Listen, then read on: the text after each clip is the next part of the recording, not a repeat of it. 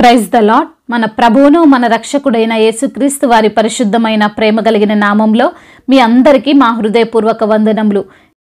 ఈరోజు దేవుని వాక్యము, నిశ్చయముగా నా ప్రభువైన యేసుక్రీస్తును గూర్చిన అతి శ్రేష్టమైన జ్ఞానము నిమిత్తమై సమస్తమును నష్టముగా ఎంచుకొనుచున్నాను. ఫిలిప్పీలకు రాసిన పత్రిక 3వ అధ్యాయము 8వ వచనము. What is more, I consider everything a loss because of the surpassing worth of knowing Christ Jesus my Lord. Philippians chapter 3 verse 8. ఈ రోజుకు గాను కృపగలిగిన దేవుడు మనకు అనుగ్రహించిన వాక్య భాగమును బట్టి ధ్యానించుకుందాము.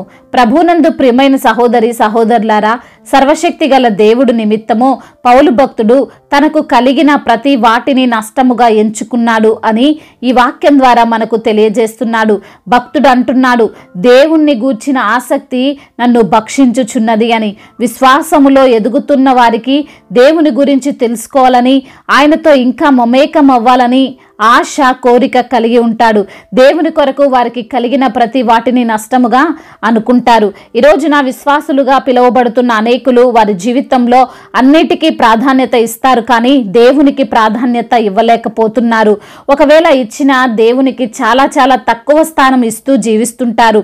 పౌలు భక్తుడు ఈ యొక్క లేఖన భాగములో ఫిలిప్పీలకు చెప్తూ అంటున్నాడు, నేను నా శరీరమును ఆస్పాదము చేసుకుని జీవించడం లేదు అని. ఆ సంఘపు వారిలో అనేకులు బహుశా వారికి కలిగిన వాటిని బట్టి గర్విస్తూ జీవిస్తుండొచ్చు. నేను డబ్బున్న వాడిని, నేను గొప్పవాడిని, నేను జ్ఞానం గలవాడిని, ముఖ్యంగా మేము సున్నతి గల వారము అని ఆలోచన చేస్తున్నారు. అప్పుడు పౌలు భక్తుడు అంటున్నాడు, మీరు శరీరాన్ని బట్టి ఆనందిస్తున్నారు, ఈ లోకంలో ఉన్న మీ స్థితిని బట్టి, మీ గోత్రాన్ని బట్టి గర్విస్తున్నారు.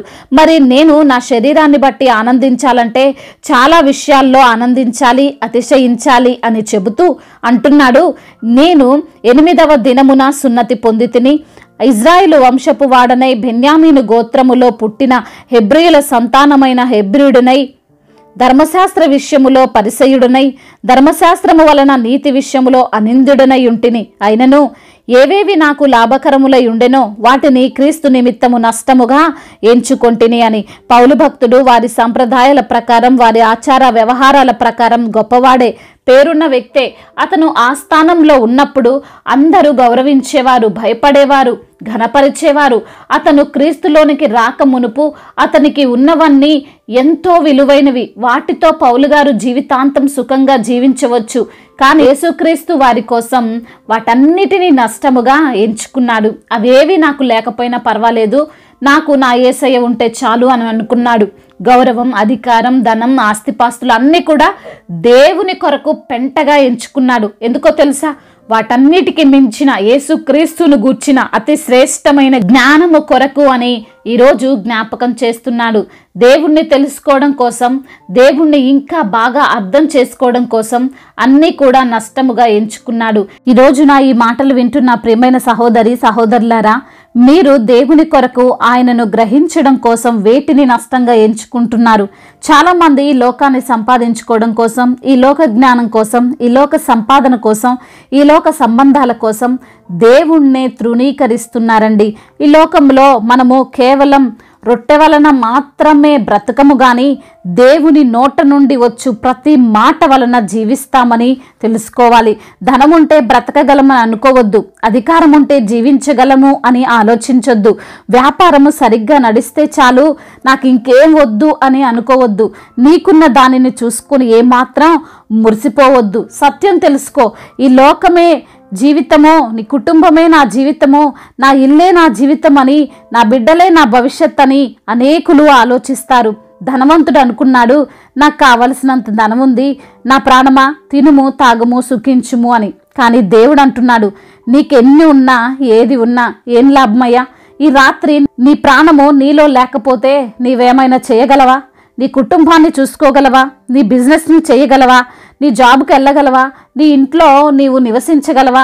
కాబట్టి ప్రియమైన సహోదరి సహోదరుడా, ఈ లోకంలో ప్రతి ఒక్కరూ తెలుసుకోవాల్సిన సత్యం ఏమిటంటే, నిత్య జీవం అనుగ్రహించే యేసయ్యను గురించిన విషయమే ప్రధానమైనది. తరువాతే ఏదైనా. మనము మన అతిశయము, మన ఆస్పాదము ఈ లోకంలో మనకి కలిగి ఉన్న వాటిని బట్టి కాదు, మనకు దేవుని గురించి ఎంత తెలుసు, అనే విషయాన్ని బట్టి ఉండాలి. అన్నిటినీ నష్టంగా ఎంచుకున్న పౌలు గారికి దేవుడేమైనా బికారిగా మార్చాడా? గౌరవం లేని స్థానంలో ఉంచాడా? లేదు కదా. లోకములోనే ప్రతి ఒక్కరికి మాదిరికరంగా ఉంచాడు. గొప్ప గౌరవాన్ని తరతరములకు అతనికి అనుగ్రహించాడు. నీవు కూడా భక్తుడైన పౌలు వలె నీకున్న సమస్తాన్ని నష్టముగా ఎంచినట్లయితే దేవుడే నీకు ఘనతిస్తాడు. నీకున్న పేరు కంటే గొప్ప పేరును, నీకున్న స్థానము కంటే గొప్ప స్థానాన్ని దేవుడు నీ జీవితంలో కలగజేస్తాడు. కాబట్టి దేవుని జ్ఞానం కోసం, ఆయన్ను ఇంకా తెలుసుకోవడం కోసం జీవించు. దేవుడి ఈ మాటలను దీవించి మన హృదయములో ఫలింపచేయునుగాక. వాక్య భాగమును బట్టి ప్రార్థించుకుందాము. ప్రతి ఒక్కరు కూడా ప్రార్థనలో ఏకీభవించగలరు. ప్రార్థన. సర్వశక్తిమంతుడవైన దేవ, సకల ఆశీర్వాదములకు కారణభూతుడవైన మా ప్రియ పరలోకపు తండ్రి, మహాగణుడవు, మహోన్నతుడువు, నిన్న నేడు నిరంతరము ఏకరీతిగా ఉన్న దేవుడు తండ్రి, మీకు స్తుతులు స్తోత్రములు చెల్లిస్తున్నాం ప్రభువా.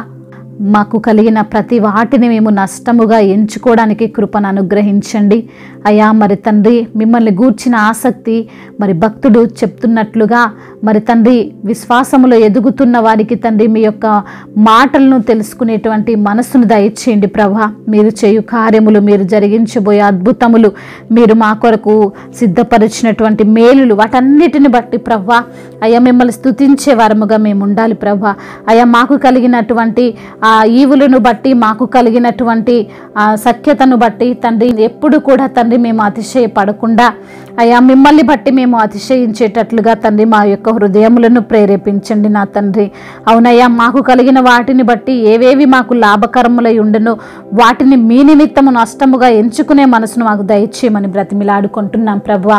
కుటుంబాల నిమిత్తము, పిల్లల నిమిత్తము, కలిగిన సంపద నిమిత్తము, చేస్తున్న జాబు నిమిత్తము ఎందరైతే బిడ్డలు అతిశయపడుతూ మీకు స్థానం ఇవ్వకుండా తండ్రి, మీకు సమయం ఇవ్వకుండా ఉంటున్నారో వారి హృదయాలను తండ్రి ప్రేరేపించండి అయ్యా. మొదటి స్థానము మీకిచ్చి ప్రభా, మీరిచ్చు మేలులు, ఆశీర్వాదాలు బిడ్డలు పొందుకున్నట్లుగా సహాయం దయచేయండి అయ్యా. మరి సమయములో నా తండ్రి అయ్యా బిడ్డలు తండ్రి విన్నటువంటి మాటలను బట్టి అయ్యా ప్రార్థిస్తున్నాము ప్రభా. బిడ్డలకు ఉన్నటువంటి ప్రతి ఇరుకులు, ఇబ్బందులు, వేదన, బాధలు, శోధనలన్నిటి నుంచి విడుదల దయచేయండి ప్రభా. శోధనలోంచి తప్పించు మార్గము మీరే బిడ్డలకు తెలియజేయండి.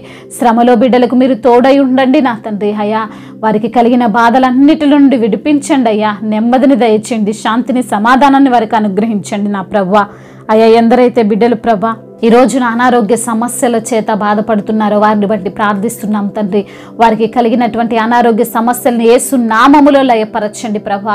వారి ఎముకలను దృఢపరచండి, వారికి శారీరక బలాన్ని దయచేయండి అయ్యా. వారికి ఉన్న తండ్రి వ్యాధి బాధల నుండి విడుదల దయచేయమని వేడుకుంటున్నాం తండ్రి. బిడ్డలను మీరే స్వస్థపరచమని, మీ యొక్క కాపుదల్లో వారిని భద్రపరచమని, మీ సన్నిధిలో సాక్షులుగా వారిని నిలవబెట్టమని వేడుకుంటున్నామయ్యా. కుటుంబ సమస్యలు, కుటుంబ కలహాల నుండి బిడ్డలకు విడుదల దయచేయండి.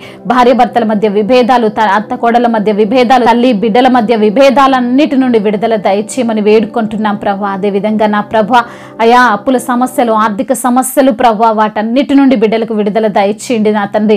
ఉద్యోగ సమస్యల నుండి విడుదల దయచేయండి ప్రభా. ఉద్యోగం చేస్తుండగా ప్రభా అక్కడ ఉన్నటువంటి ఆ సమస్యలను, ఆటంకాలన్నిటిని తీసివేయండి ప్రభా. సమాధానపరిచేటువంటి బిడ్డలుగా వారిని నిలవబెట్టమని వేడుకుంటున్నాం తండ్రి.